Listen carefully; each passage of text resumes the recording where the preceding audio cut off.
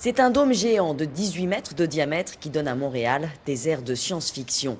Installé au cœur du quartier des spectacles, sur le toit de la Société des Arts Technologiques, la Satosphère est la première salle de projection immersive au monde.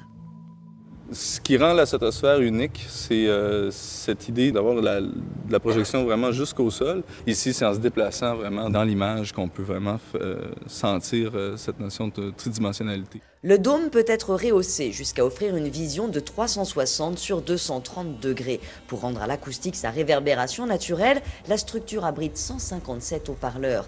Happé par les images au centre de la sphère, le public vit une expérience d'immersion intégrale, comme s'il était lui-même un acteur du spectacle. J'ai presque mal au cœur quand ça tournait trop. Voilà.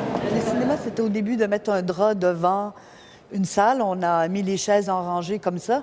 Et ça fait 100 ans qu'on aborde des contenus comme ça, avec la boîte. Alors nous, on se dit, on s'est donné un terrain de jeu pour le prochain siècle.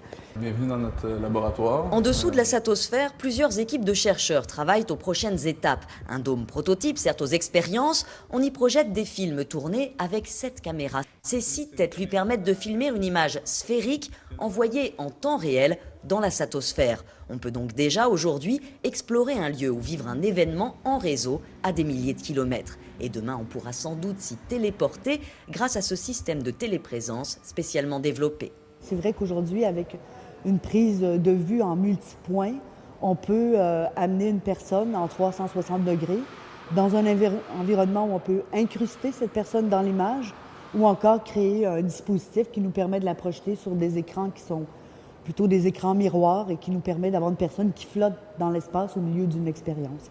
La Satosphère attire au-delà des cinéphiles, architectes, pouvoirs publics, même les hôpitaux se passionnent pour ces technologies. Un champ des possibles pour le siècle à venir.